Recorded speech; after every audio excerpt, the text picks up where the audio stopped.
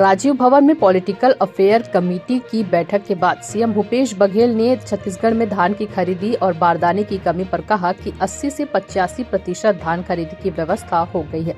CM ने central एजेंसियों पर बड़ा हमला बोलते हुए कहा कि केंद्रीय पुलिस नाम की कोई चीज नहीं होती, कानून व्यवस्था राज्य का विषय है, पैरामिलिट्री फोर्स का दुरुपयोग किया जा रहा है। देखिए, अभी करीब हमारे पास 80-85% धान खरीदी की व्यवस्था हो गई है बारदाने की, और आने वाले समय में और बारदाना उपलब्ध होगी।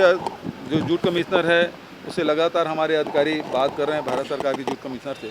मैं समझता हूं कि इस साल पिछले वर्षों की तरह परेशानी नहीं होगी, क्योंकि पिछले समय तो जूट मिल ही बंद था, जूट कमिश्नर हमको उपलब्ध भी नहीं करा रहा था।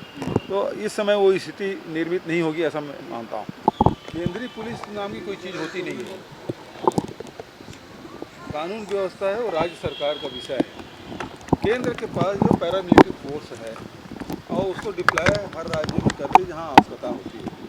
लेकिन अभी आप लोगों ने देखा होगा, बिना राज्य सरकार के सहमति के पैरामिलिट्री फोर्स लेकर सेंट्रल एजेंसियाँ कहीं भी जा रही है, और उन राज्यों में जहाँ विपक्ष सत्ता में है और सेंट्रल एजेंसियों के दुरुपयोग के साथ साथ पैरामिलिट्री फोर्स का भी दुरुपयोग हो रहा है। और यदि सीआरपीसी और आईपीसी धाराओं में यदि कोई परिवर्तन होता है तो क्या क्या परिवर्तन होता है, देखने के बाद ही कोई कमेंट किया जा सकता है। देखिए, अभी जिस प्रकार से आप छत्तीसगढ़ के संदर्भ में आप देखेंगे, झीरम घाटी घटना घटी थी तो एनआईए की जांच हुई थी।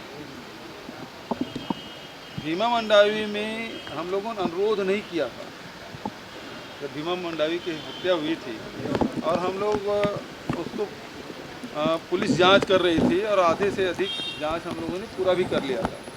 लेकिन सेंट्रल गवर्नमेंट ने एनआईए से जांच कराई, हमने हैंड ओवर किया। हैंड ओवर करने के बाद आज भीमा मंडावी हत्याकांड के बारे में क्या अपडेट है, इसको कौन पूछ रहा है और क्या जानकारी है।